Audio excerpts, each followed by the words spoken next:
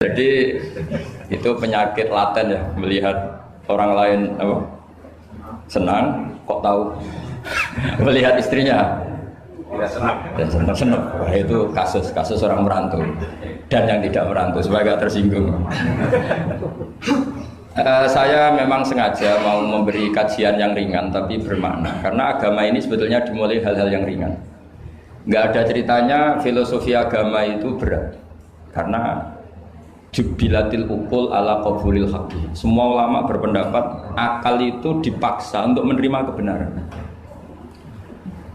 Saya pernah ditanya seorang dokter, dia tanya gini, Pak Bahak, zina itu kan enak, kenapa haram? Lalu tidak enaknya zina di mana? Terus dia saya tantang, andai kan zina wajib kamu bingung, kok bisa?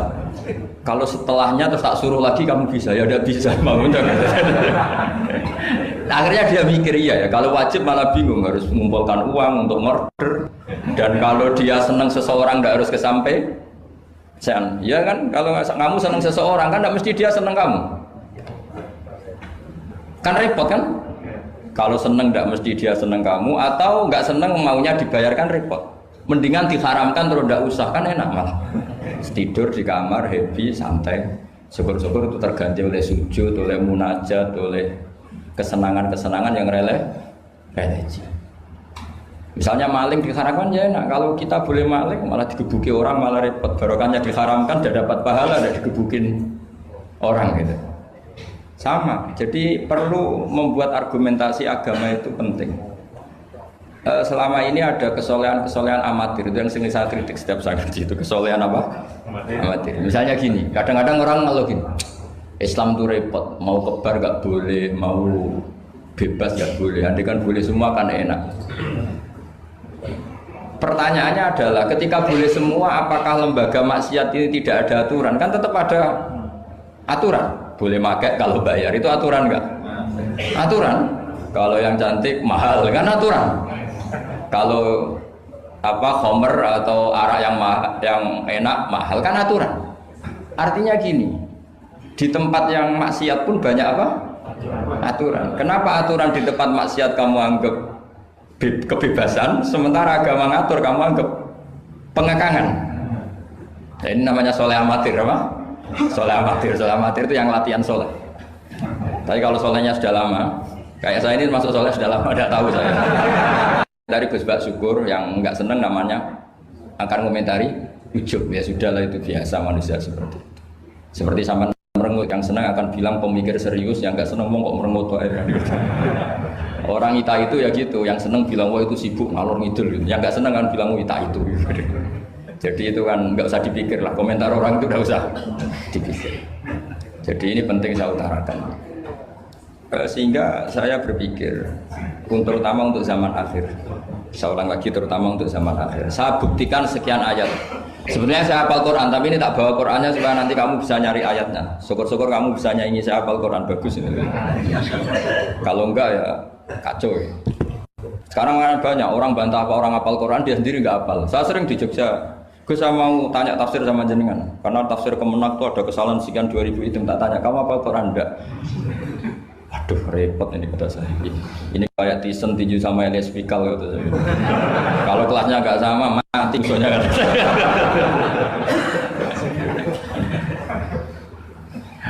Karena bukan karena ini keangkuhan, tapi proporsional apa?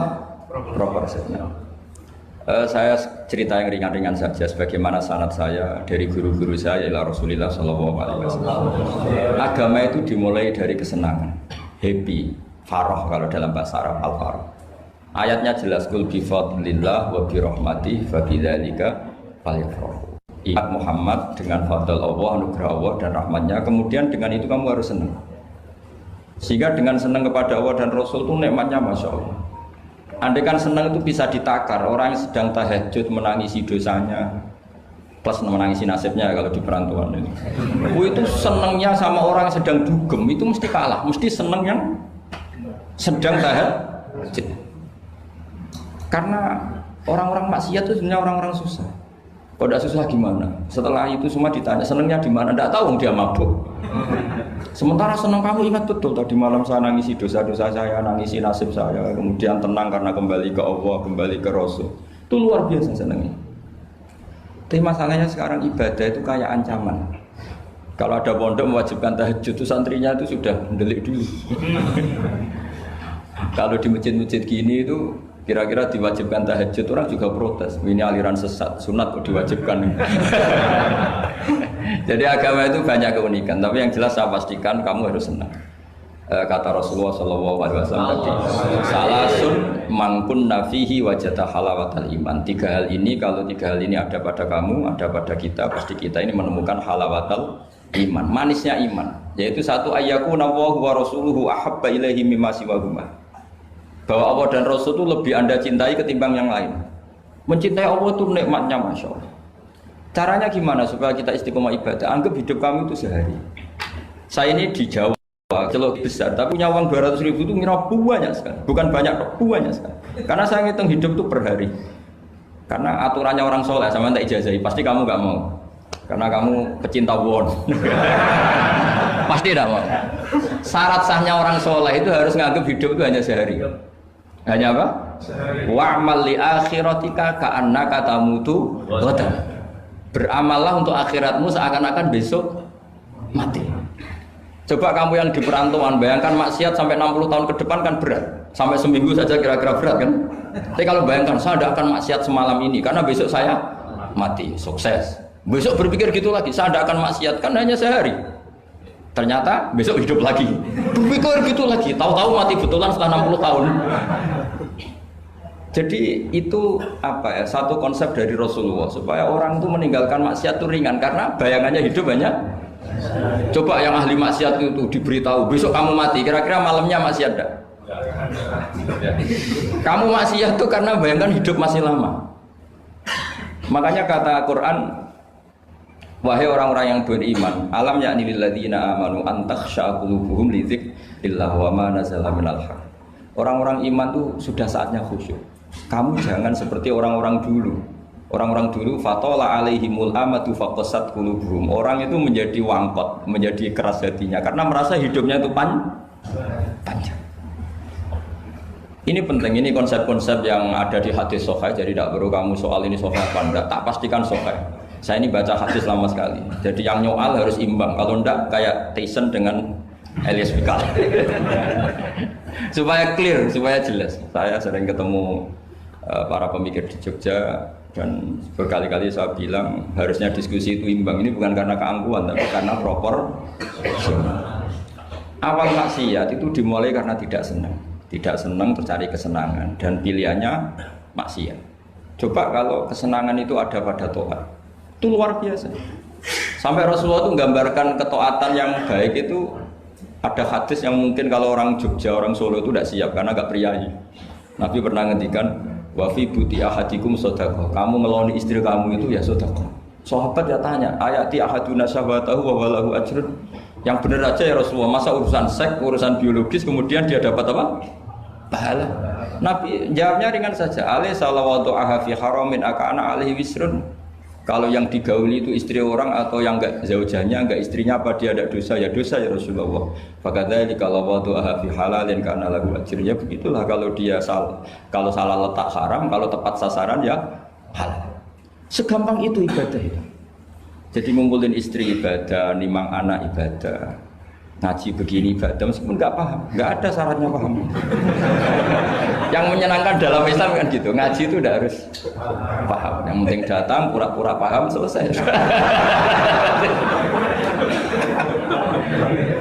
Bahkan saya pernah dibully oleh santri itu, ya agak kurang ajar santri itu. Ya santri gak jenengan-jenengan, santri tua-tua gitu. Itu Gus, jenengan sama saya nanti di surganya dulu saya. Kenapa?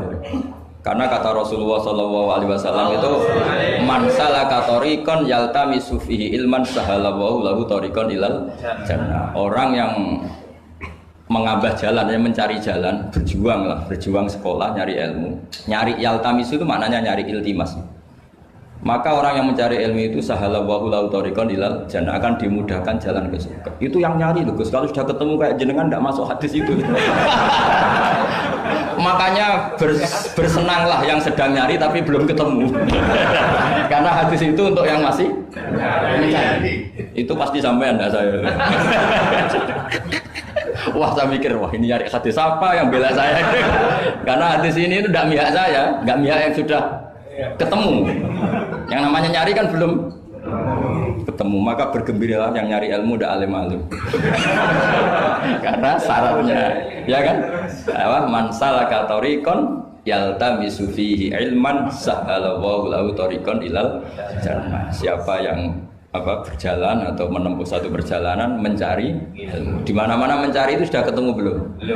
Belum. Berarti kiai masuk hadis itu enggak? Alhamdulillah. Karena kiainya sudah ketemu ilmu. Maka bergembiralah jenengan saat tidak paham. Artinya masih mencari. Makanya kalau mau paham jangan paham. Karena saya ini kebetulan memang peneliti hadis dan saya banyak menghafal hadis karena saya suka dengan kalimat-kalimat jamiah, kalimat-kalimat yang komplit dari Rasulullah SAW. Sehingga ngapalkan hadis saya itu banyak dan imbang itu ya balance kalau dalam bahasa inteleknya itu. Saya termasuk menghafalkan hadis wa innal alima la yastaghfiru lahu man fis samawati wa man fil ardi hatta al-khitan fil bahr. Sebagian riwayat wa inna mu'alliman nasi al khaira la yastaghfiru lahu man fis samawati wa man fil ardi hatta al khitan fil bahr wa hatta namlatu fi juhriha. Ini hadis tandingan. Jadi yang tandingan tidak hanya 01 02, hadis juga ada hadis apa? Tandingan. Tidak apa-apa, ilmu itu memang butuh apa? Butuh perimbangan ya, butuh balance. Enggak boleh ilmu, tapi karena ilmu enggak pantas diomongkan tandingan gitu aja. Kata saya ada hadis yang bunyinya gini.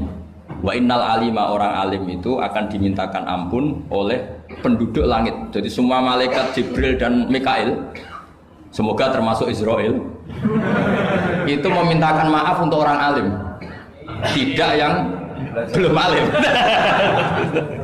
Itu kamu udah masuk hadis itu. Keren mana? Wah sama kerennya Gus.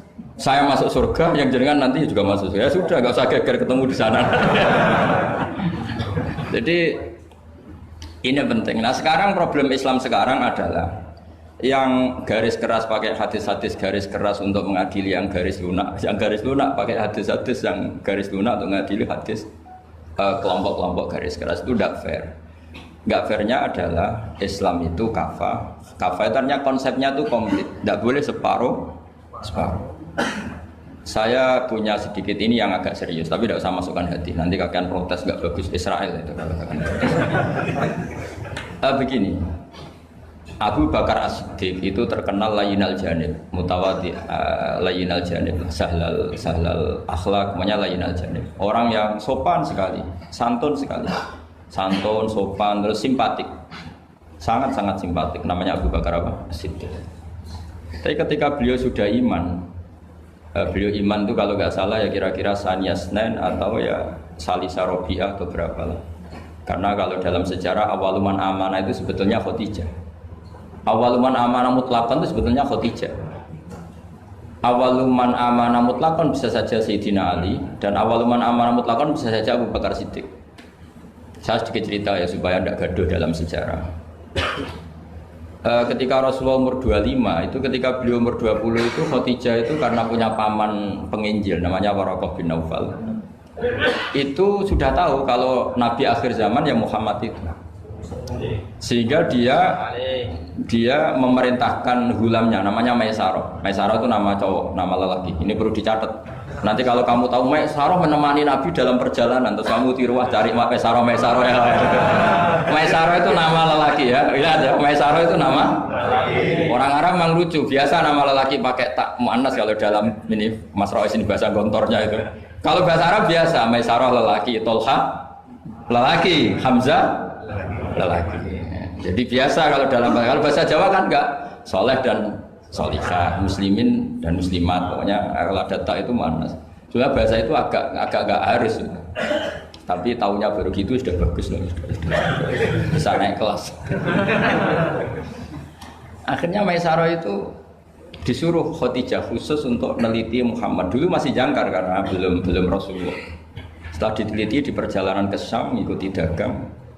Semua keajaiban dan alamat nubuwah itu ada semua, termasuk tuzilluhul ghamamah tuti'uhus sahaib. Setiap perjalanan yang terik itu matahari pas apa? Ghamamah itu apa? mendung mengayomi Nabi. Saya termasuk orang yang ditakdir pernah di pohon tua yang dulu jadi alamat nubuwah. Di Jericho itu ada pohon tertua di dunia. Pas saat di situ malah ada film dokumenter Kristen pas itu. Karena pohon itu semua nabi pernah duduk di situ, termasuk Nabi Isa dan Nabi Muhammad SAW. Dan itu para pendeta tahu reaksi pohon. Jadi kalau sampai yang duduk pohonnya agak reaksi biasa saja. Tapi kalau nabi yang duduk itu akan direaksi. Misalnya nabi duduk di barat, kemudian matahari teriknya dari barat, pohon itu akan pindah ke barat supaya geser. Sehingga rohibu khairah itu tahu ini calon nabi sesuai definisi atau kriteria yang ada. Singkat cerita, setelah Maisarah lapor sekian alamat nabi itu diceritakan Khadijah, terus nabi ketika umur 25 dia memantapkan diri untuk nikah sama orang bernama Muhammad. Tapi Khadijah itu mulai agak kecewa. Kok nggak jadi nabi, biasa-biasa saja, tetap dagang saja, nabi tetap dagang. Hanya tentu tetap punya sifat amanat, kredibilitas dijaga, semuanya terjaga. Tapi nggak ada alamat nabi yang ekstrim lah, yang sehingga Khadijah mulai mamang ini kapan jadi nabi ini kok gini-gini aja. Nah pas umur 40 itu nabi ngalami yatahannas itu yata'abbad al-layali yadawatil adat. Kalau dalam Sahih Muslim disebutkan fakana yatahannasu fil ghar wa huwa at-ta'abbud al-layaliya dawatil. Yang dikatakan tahannus adalah menyembah Allah di gua, menyepi, kemudian beberapa hari. Terus di hadis itu juga diterangkan wa yatazawwadu lidzalik. Perlu dicatat dulu tirakannya Nabi itu ya bawa bekal. Bukan terus kelaparan 3 hari nanti fata morgana yang dilihat. Jadi ini perlu dicatat. Kadang banyak orang tirakat enggak makan 40 hari, enggak makan 3 hari itu malah bahaya. Karena yang dikatakan nur atau apa ternyata fata morgana karena lama enggak makan. Jadi perlu dicatat di hadis itu jelas ada kalimat wa yatazawwadu lidzalik. Ya Nabi ya normal bawa apa? Bekal. Jadi tidak lapar-lapar amat. Tapi tidak satu nampan kayak makan di atas tadi enggak ya. Kalau itu makannya orang kelaparan itu. Ya tapi bagus lah, saking hormatnya sama kiai makannya banyak. Apa ngetes kiainya? Kalau banyak ada kiai ini. Tidak tahu. Motifnya apa? Tidak tahu. Motifnya tidak tahu. Tapi husnudzon wajib. Panitia tenang saja. Kiai itu wajib husnudzon. Harus baca ini ya Muhammad. Nabi begitu fatwa. Sehingga ini penting sekali karena jarang orang mengungkapkan ini. Kenapa jarang mengungkapkan? Kemungkinan satu tidak tahu. Dua, karena kadang kiai itu ya manusia, Ustadz juga manusia. Kadang-kadang dengan tanda kutip itu ya pecundang. Dia ngomong yang dicintai pasar, itu yang saya sesalkan betul. Tidak ngomong yang dibutuhkan dalam khazanah Islam. Itu saya kecewa betul. Dan semoga mereka itu tobat. Enggak boleh seperti itu. Coba kita ini Islam mulai kecil, punya kiai mulai kecil. Kadang-kadang tidak pinter-pinter. Karena ayatnya itu terus sama.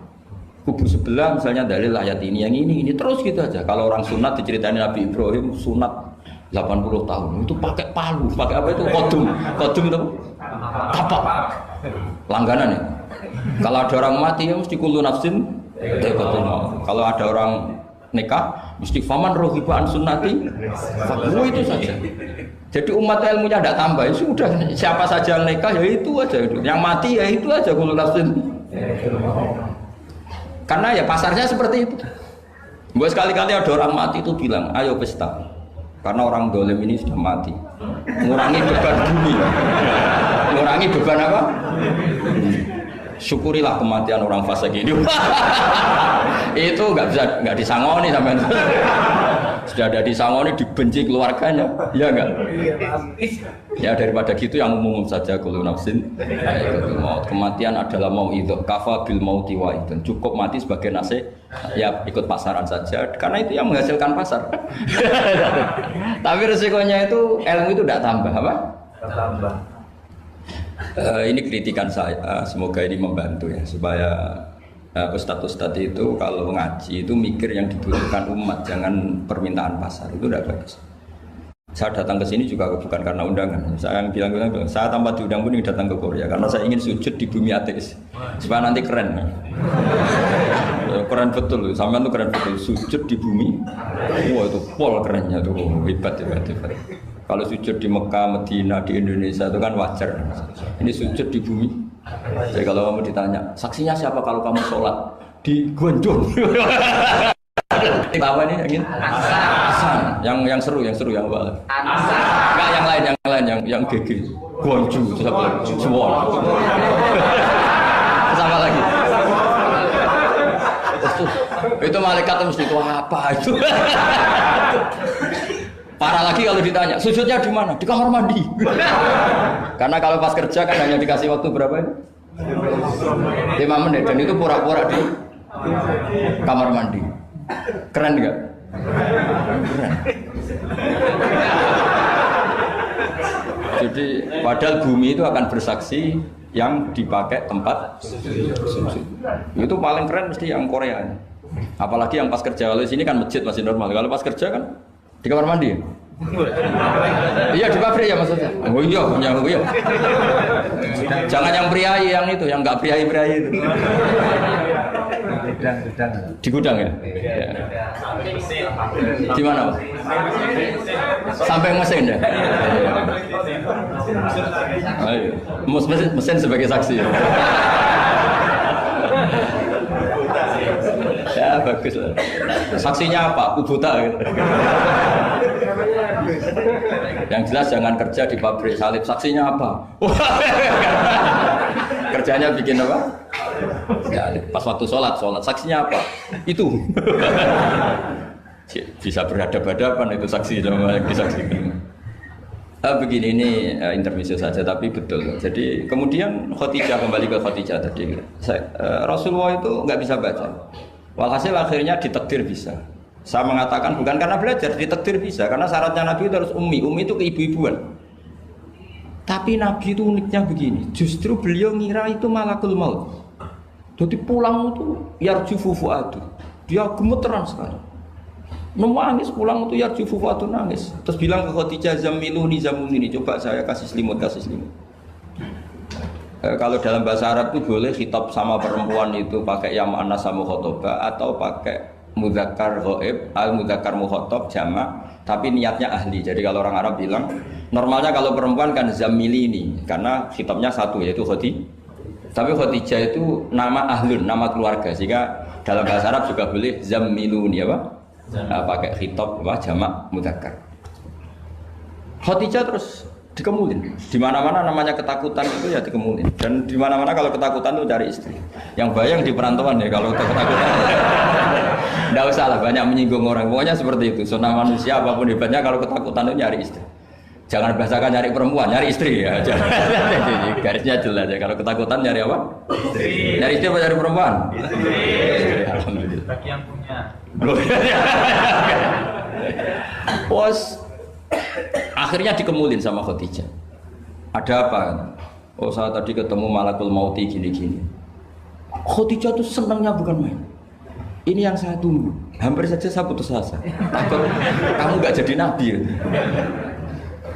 Terus tanya Khadijah, lalu sifatnya orang tadi kayak apa? Oh gini. Oh ya besok ikut saya. Didatangkan ke Waraqah bin Naufal. Dalam Bukhari disebutkan wa kana imro'an tanassara fil jahiliyah wa yaktubu minal injil masyaallah ayaktub. Waraqah bin Naufal itu penginjil. Dia menerjemah Injil dari bahasa Ibrani menjadi bahasa apa? Ketika Rasulullah ditanya, ma ra'aita itu, madza tara? Apa yang kamu lihat? Terus Nabi cerita itu. Terus kata Waraqah bin Naufal, hadan namus alladzi ja'a bihi Musa. Bahasa lainnya malak itu namus dan namus alladzi ja'a bihi Musa. Uniknya itu tahun awal nubuwah ya, tahun awal apa? Nubuwah. Itu uniknya Waraqah itu bilang begini. Ini Waraqah bin Naufal bilang gini. Doakan saya ini masih hidup. Khina akhrajaka qaum, ketika kaum kamu ngusir kamu. Kagetnya bukan main Rasulullah, karena Rasulullah itu figur yang menarik, yang simpatik. Beliau putra tokoh, Muhammad bin Abdullah bin Abdul Muttalib bin Hashim, tokoh yang sangat dihormati. Beliau tidak punya kasus, beliau tidak orang yang dibenci, beliau orang yang sangat menarik. Kenapa harus ngalami diusir? Maka Rasulullah tanya, awamu khrijiyahu, masa betul umat saya mau mengusir saya?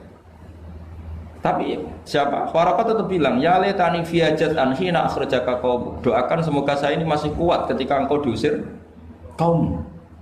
Ini sekalian latihan bahasa Arab karena sama nama latihan bikin mesin saja ini ambil tak latih bahasa Arab. Bahasa Korea ya. Akhirnya kata Waraqah bin Naufal, tidak ada orang yang alami seperti kamu kecuali pasti akan diusir. Falam yalbas yasiron illa antum. Terus kemudian Waraqah tidak lama kemudian meninggal. Ya, yang penting dari ini semua apa? Waraqah itu membaca kriteria para nabi itu pas sekali dan akhirnya tahun 13 nubuwah Rasulullah ngalami diusir. Kan beliau hijrah itu 13 tahun dari nubuwah, kira-kira umur 53 berapa? 53. Tapi Waraqah sudah mengatakan itu di tahun pertama Rasulullah menjadi nabi, karena definisi nabi itu harus pernah diusir. Maka kalau sampai mengalami diusir oleh nasib itu ya ada alamat. Cuma itu udah alamat nubuwah, alamat terlantar. Jadi itu bedanya. Karena yang nabi sudah ditutup, nggak ada peluang lagi. Jadi, nah, Khadijah itu masih gak terima, padahal beliau sudah mendapat sekian alamat tadi. Tudzilluhul ghamama tuti'u sahab, ada sekian alamat. Tesnya sudah lulus semua. Rasulullah tadi Maisarah menyaksikan apa, dinaungi oleh apa, mendung tadi, macam-macam. Khadijah itu masih dengan tanda kutip masih agak-agak beli, masih cari definisi yang ini agak absurd lah. Terus kata Khadijah gini, ya Muhammad, ya Rasulullah, kalau kamu kedatangan teman kamu itu, kalau bilang sohibuka, nanti cerita ke saya. Ya kata Nabi. Nabi itu lugu, nggak ngerti kalau itu dites. Ya katanya.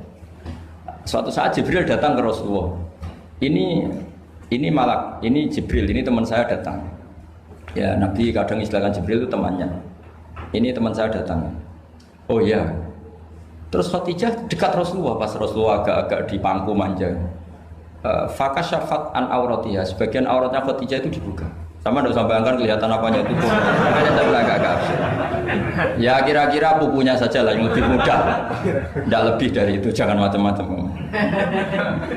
Akhirnya terus ditanya, Khadijah tanya, temanmu masih? Enggak, lari.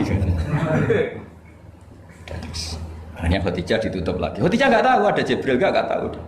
Ditutup lagi. Sekarang temanmu di mana? Oh sekarang datang lagi.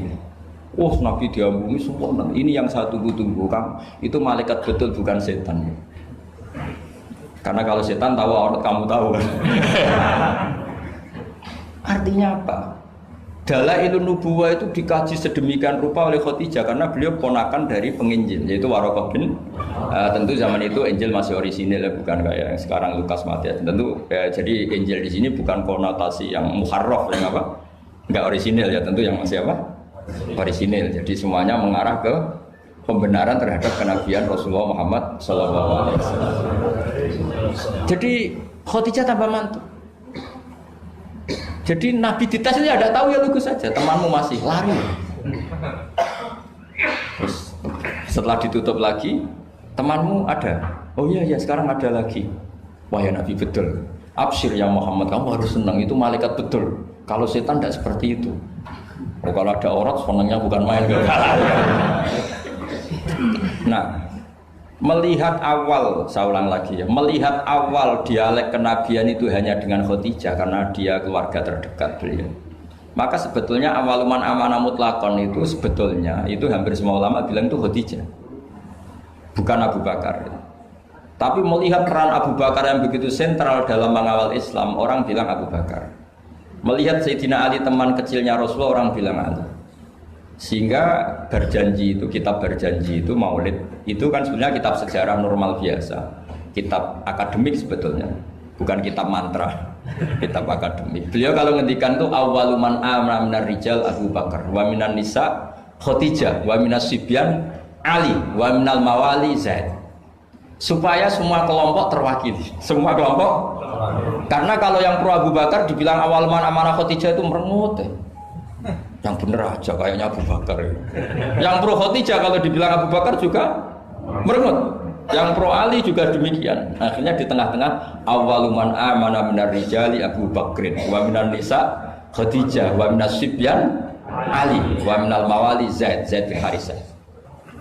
Pertama orang iman dari golongan lelaki tua, rijal lelaki tua, lelaki berumur itu Abu Bakar. Dari perempuan Khadijah, dari anak kecil Ali, dari mawali Buddha dimerdekakan. Jadi itu sudah cara bahasa Arab itu takbir itu redaksi yang agak-agak ngeles. Jadi seperti ginilah, pendiri masjid As-Siratal Mustaqim itu siapa? Yang pertama punya ide tentu sebenarnya yang pertama, tapi kan ide tok belum terrealisasi. Nah, nanti yang pertama terrealisasi pondasi juga pertama, tapi yang benar-benar mulai dipakai Jumatan itu juga pertama. Lagi lah supaya agak sensitif kita ini harus minta pertama semua, mau tidak mau kan kita harus ngomong awaluman bana hadal masjid si'a. Tapi dulu belum ada ya bana ide. Wa awaluman misalnya pembalataan batu pertama waktu al-hijarah awalan ini. Wa awaluman sing jadi imam ya ummu hadal masjid fil jum'ah ini. Lah yang sampean wa awaluman ngerameni mbu masjid. Sudah enggak apa-apa, yang penting awaluman apa? Masuk kategori awal. Nah, ini penting saya terangkan. Kembali ke Abu Bakar. Abu Bakar itu layyinal janib, orang yang sopan. Dan itu bagus, tentu sopan itu bagus. Layyinal janib bagus. Tapi masalahnya Rasulullah itu dikepung preman-preman yang ganas. Yaitu Abu Lahab, Abu Jahal, Walid bin Mughirah, Wa'il bin semuanya preman yang ganas. Bukan sekedar kafir tapi ganas terhadap umat Islam. Mereka penyiksa-penyiksa ulung, termasuk akhirnya ada yang mati syahid awal syahidin fil Islam, yaitu Ammar bin Yasir. Tapi yang bapaknya bukan Ammarnya, siapa? Yasirnya sama istrinya namanya Sumayyah. Makanya saya tadi ngaji di Masjid Ammar bin Yasir itu ngaji yang paling tidak guyon, karena masjid itu didesain untuk mengenang Ammar bin Yasir. Sumayyah disiksa sampai mati, ya Yasir juga gitu. Sampai Rasulullah ngendikan sobron ala Yasir inna mu'idakum al jannah. Sudah kamu sabar, kamu pasti nanti masuk surga. Bilal disiksa, tapi Bilal akhirnya aman karena menangi, diselamatkan Abu Bakar, bahkan menangi futuhat ya. Beliau menangi apa? Fatwa apa? Saya pernah ziarah ke makam Bilal. Akhirnya apa Rasulullah? Ini kalau gini terus yang Islam orang-orang sopan tok repot. Beliau pas jalan-jalan ngerti Umar itu kalau ingin sarapan atau ingin punya uang, kalau ingin punya bon itu harus tarung. Dan dia petarung yang dulu. Jadi kalau tarung itu menang, ya uangnya banyak. Barokahnya kalau tarung apa? Menangan dari gulat. Akhirnya Nabi mikir, wah kalau yang Islam gini ini cocok.